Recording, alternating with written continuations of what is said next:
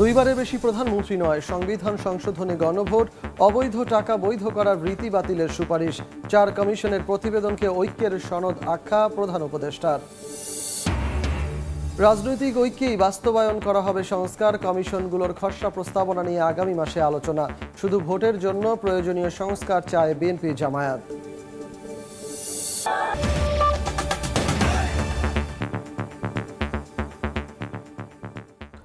জনপদের সময়ের সঙ্গে আছি আমি সজল মিত্র রিচার্ড। দুইবারের বেশি কেউ হতে পারবেন না প্রধানমন্ত্রী। 21 বছর বয়সে হওয়া যাবে জাতীয় নির্বাচনের প্রার্থী। সংসদ হবে দ্বিকক্ষ বিশিষ্ট, আর সংবিধান সংশোধন করতে হলে লাগবে গণভোট। সুযোগ থাকবে না কালো টাকা বৈধ করার, এমন সব প্রস্তাব রেখে প্রধান উপদেষ্টার কাছে প্রতিবেদন জমা দিয়েছে 4 সংস্কার কমিশন।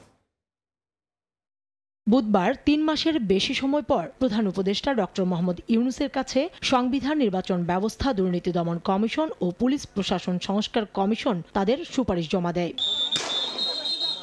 প্রতিবেদন জমা দিয়ে নির্বাচন ব্যবস্থা সংস্কার কমিশনের প্রধান জানান, নির্বাচন ব্যবস্থায় স্বচ্ছতা ও ইসিকে দায়বদ্ধ করতে 150টি সুপারিশ দিয়েছে নির্বাচন ব্যবস্থা সংস্কার কমিশন।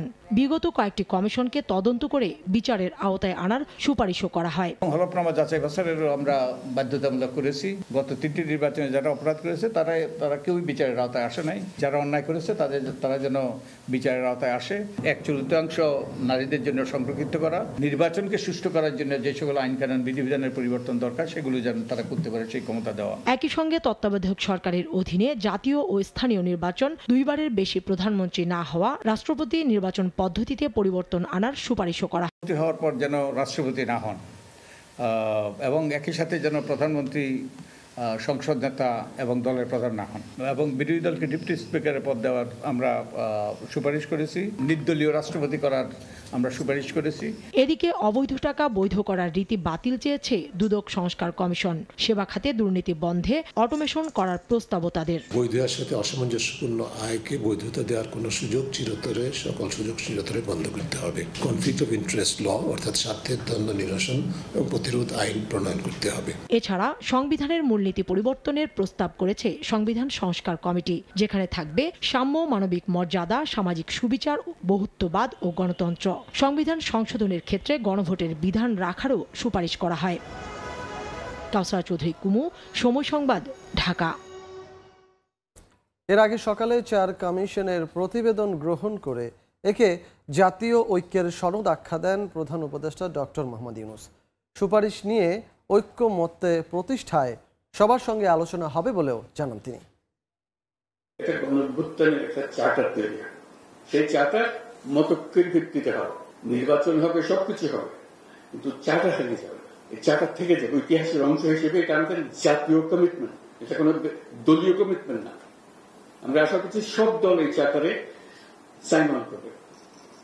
ওই যে বললাম ঐক্যমত্য, যেটা তখন এটা আমাদের বাংলাদেশ জাতি একটা সনদ, যে সনদ আমরা বুকে নিয়ে অগ্রসর হব এবং যত তাড়াতাড়ি পারি, যত বেশি পরিমাণে এটা বাস্তবায়ন করতে পারি, বাস্তবায়ন করতে থাকবে। ভবিষ্যতে যে নির্বাচন হবে এটার ভিত্তিতে, এই চার্টারের ভিত্তিতে, সেটাও যেন একটা ঐক্যমতের সরকার হয়। যে চার্টারকে আমরা ধরে রেখেছি, এটার মাধ্যমে আমরা আলোচনা শুরু করব সবার সঙ্গে, যে সবার মন এর মধ্যে সায় দিচ্ছে কিনা, অঙ্গীকারগুলো পূরণ হচ্ছে কিনা। এটা হল আলোচনার রসদকে আপনারা তৈরি করে দিয়েছেন। সেই আলোচনার পরবর্তী অধ্যায়টা কি হবে সেটাও আমরা জেনে রাখি। এটা মতৈক্য প্রতিষ্ঠা হবে, সবাই একমত হবেন, কিন্তু কিছু অংশে একদম একমত হবে। তার মধ্যে আমরা কি স্বপ্ন দেখলাম, নিজেরা একা একা স্বপ্ন দেখলাম, মানুষ এই স্বপ্নের অংশ নয়, সেটা তো হতে পারে না। আমরা কতটুকু সেই স্বপ্ন এখানে নিয়ে এসেছি সেটার জন্যই আলোচনা। এটা কোনো বাইরের থেকে চাপানো জিনিস না, ভেতর থেকে উদ্ভূত একটা জিনিস। এদিকে রাজনৈতিক দলগুলো যতটুকু সংস্কার চাইবে ততটুকুই বাস্তবায়ন করা হবে বলে জানিয়েছেন আইন উপদেষ্টা ডক্টর আসিফ নজরুল। এ লক্ষ্যে আগামী মাসের মাঝামাঝিতে রাজনৈতিক দলগুলোর সঙ্গে আলোচনা শুরু হবে বলে জানিয়েছেন পরিবেশ উপদেষ্টা সৈয়দা রিজওয়ানা হাসান। বিকেলে ফরেন সার্ভিস একাডেমিতে সংবাদ সম্মেলনে তারা একথা বলেন। বুধবার সকালে প্রধান উপদেষ্টার কার্যালয়ে রাষ্ট্র সংস্কারের লক্ষ্যে গঠিত কমিশনগুলোর 4টি নিজেদের প্রস্তাবনা জমা দিয়েছে। এ বিষয়ে ফরেন সার্ভিস একাডেমিতে সংবাদ সম্মেলনের আয়োজন করে প্রধান উপদেষ্টার প্রেস উইং। নির্ধারিত সময়ের মধ্যে সেখানে উপস্থিত হন সরকারের 3 উপদেষ্টা। এ সময় আইন, বিচার ও সংসদ বিষয়ক উপদেষ্টা ডক্টর আসিফ নজরুল বলেন, রাজনৈতিক দলগুলোর সঙ্গে ঐক্যের ভিত্তিতেই কমিশনগুলোর প্রস্তাবনা বাস্তবায়ন করতে চায় সরকার। আমাদের প্রত্যাশা আছে, ইচ্ছা আছে, পুরো কাজটাই আমরা সম্পন্ন করে যেতে পারবো, বাট এটা ডিপেন্ড করছে প্রধানত রাজনৈতিক দলগুলোর ঐক্যমতের উপর, তারা কতটুকু সংস্কার করতে ঐক্যমত পোষণ করতে পারেন। সংস্কার কমিশনের প্রস্তাবের ভিত্তিতে রাজনৈতিক দলগুলোর সঙ্গে যখন আলাপ করা হবে, এটাই আমরা আইডেন্টিফাই করার চেষ্টা করব যে ন্যূনতম সংস্কার কোনগুলো আছে এবং এই বিষয়ে রাজনৈতিক মতৈক্য আছে কিনা। এক প্রশ্নের জবাবে বন, পরিবেশ ও জলবায়ু পরিবর্তন বিষয়ক উপদেষ্টা সৈয়দা রিজওয়ানা হাসান জানান, আগামী মাস থেকে খসড়া প্রস্তাবনাগুলো নিয়ে রাজনৈতিক দলগুলোর সঙ্গে আলোচনা শুরু হবে। সংলাপ শেষ হলে ফেব্রুয়ারির মধ্যে সংস্কারের রোডম্যাপ দিবে সরকার। একদিকে যেমন রাজনৈতিক দলগুলোরও কিছু দাবি আছে, অন্যদিকে জনগণেরও কিছু দাবি আছে, একসাথেও কিছু দাবি আছে। সো কোনগুলো নিয়ে আমরা তাৎক্ষণিকভাবে কাজ শুরু করব, রোড ম্যাপটা কি হবে, এইটা এই 1 মাসের মধ্যে আমরা একটা রোড ম্যাপ আপনাদেরকে দিতে সক্ষম হব বলে আমরা মনে করি। সংবাদ সম্মেলনে যুব ও এলজিআরডি উপদেষ্টা আসিফ মাহমুদ সজীব ভুইয়া জানান, রাষ্ট্রের কাঠামোগত পরিবর্তনের যে গণ আকাঙ্ক্ষা তা সংস্কারের মাধ্যমে বাস্তবায়িত হবে। এর জন্য তিনি সব পক্ষের সহযোগিতা কামনা করেন। সবার ঐক্যমত্যের পরে আমরা সরকারে যারা আছে আমরা সেটা ইমপ্লিমেন্টেশনের দায়িত্বটা নিব, সেটা আমরা করব এবং এক্ষেত্রে আমরা সকল পক্ষের সহযোগিতা এবং সহযোগিতা আশা করছি। শুধু সংস্কার নয়, বিচারের দিকেও জোর দিচ্ছে সরকার জানিয়ে ডক্টর আসিফ নজরুল বলেন, আগামী নির্বাচনের আগেই ট্রায়াল কোর্টে বিচার সম্পন্ন করতে চান তারা। নাজমুস সালেহি, সময় সংবাদ, ঢাকা। দেখছেন জনপদের সময়। মাঘের শুরুতে গ্রাম বাংলার ঐতিহ্য পোলো বাবা উৎসবে মাতলেন সিলেটের বিশ্বনাথবাসী। মাছ শিকারের নানা বয়সীদের মিলন মেলায় যোগ দেন প্রবাসীরাও। দিগেন সিংহের ছবিতে জয়ন্ত কুমার দাসের রিপোর্ট। শীতের সকালেই হাতে পোলো ও জাল নিয়ে গোয়াহরি বিলের পাড়ে দাঁড়িয়ে ৩ শতাধিক মানুষ নির্ধারিত সময় হলেই নেমে পড়েন ছোট বড় মাছ শিকারে। সিলেটের বিশ্বনাথের গোয়াহরি বড় বিলে প্রতি বছর অনুষ্ঠিত হয় পোলো বাওয়া উৎসব, যা আবহমান গ্রাম বাংলার ২০০ বছরের ঐতিহ্য।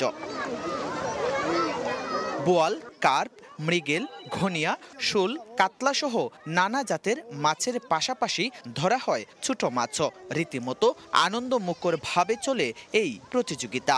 অন্ততপক্ষে ২-২৫০ বছর যাবত এইভাবে পোলো বাওয়া চলতেছে। আমাদের খুব আনন্দ লাগে, খুব ভালো লাগে। আশা বছর অপেক্ষা করি আমরা, খরিয়া করি ওই জন্যে। ও মারছি যে আর তো মারা হইতো না। আমি ভাই মাছ পাই না ভাই, এই বছর ভাই প্রথম ভাই ৫-৬টা মারছি, আরো মারবো ভাই ইনশাল্লাহ। যে সময় ফলের ভিতরে লড়ে জুড়ে জাপ দিলাম, জাপ দেওয়ার পরে তারা ধরলাম। গ্রামের সব পরিবারই এ উৎসবে অংশ নেয়। আমাদের যে পূর্বপুরুষ যে সময় নির্ধারণ করে গেছিলেন, এখন পর্যন্ত আমাদের এটা চলমান আছে এবং আমরা এইটাই আশা করছি আমাদের যে ভবিষ্যৎ প্রজন্ম ওরাও দূরে রাখবে।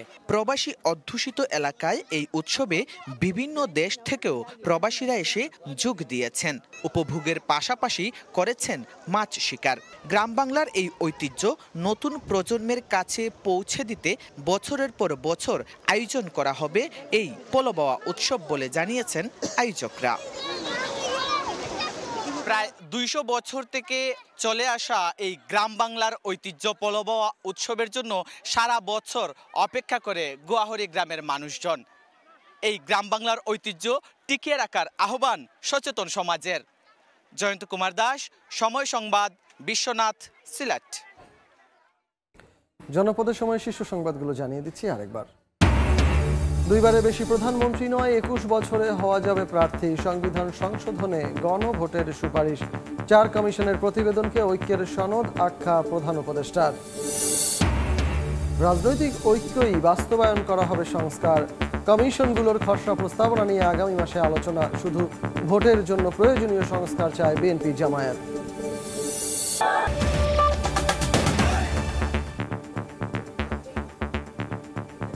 এ ছিল জনপদের সময়ের সঙ্গে থাকুন সময়।